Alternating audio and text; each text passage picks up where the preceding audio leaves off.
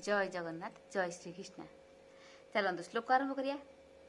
युक्ताहार विहारस्य युक्त चेष्टस्य कर्मसु युक्त स्वप्ना बबोधस्य योग भवति दुःखहा जदा विनियतं चित्तमात्मन्यो बाव तिष्ठते निस्पृह सर्वकामेभ्य युक्त यत्युच्यते तद। देख जोग क्या पाखे किए मोक्ष पाइब संसार किए तर भगवान ये कहले कौन देख जो लोक नियमित आहार निद्रारे जाग्रत होई कार्य करे से लोक जोग सिद्ध हुए से संसार दुखरु मोक्ष पाए। मन जेतेबेले सबू छाड़ी आत्मारे रुहे सेतेबेले जोगी जोग सिद्ध होला बोली जानिबा।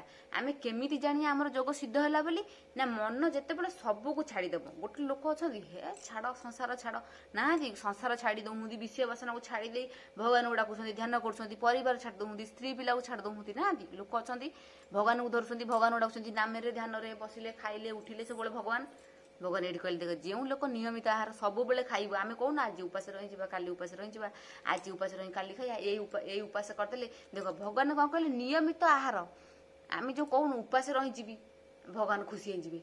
देह को कष्ट देंगी पूजा कले भगवान खुशी हे ना आमे जदि गोटे दुखी लोक को खाया को दबा पानी दबा ताले भगवान बेसी खुशी हे। ताले आमे भी जदि दुख कष्ट आड़े पेटरे कष्ट थब आड़े मनरे हो तो गोटे पानी पी नी आड़े भगवान डाकुवा भगवान शुणवे। देख भगवान निजे ये लिखिं 161 पृष्ठार लिखिं जो लोक नियमित आहार नियमित खाऊ निद्रारे जाग्रत शोई थे भी उठिकी कम कर आज जो दरकार पड़ा सी शोले जिते शोले भी उठो कि लोक अच्छा उठू ना हे मुझे शोची मुझे डिस्टर्ब करना कि ना परोपकार भगवान पूर्व कहते परोपकार जितेबाला जहाँ साहय पड़े उठब निदेरे शोई थे भी उठिकी कार्य कर से लोक कौन जोग सिद्ध हम तार से लोक कौन संसार दुखर मोक्ष पाए।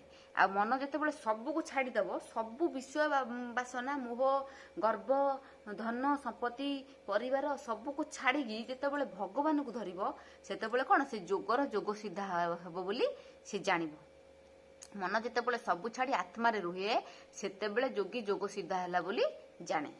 भोजन शयन भ्रमण कर्मर चेष्टा जागरण नियम मते से साधई दुख नासी जोग लभई संयम चित्त जे काल अवस्थित हुए आत्मारे बाह्य विषय श्रद्धाहीन जोग सिद्धर सिद्धिर ये लक्षण। जय जगन्नाथ।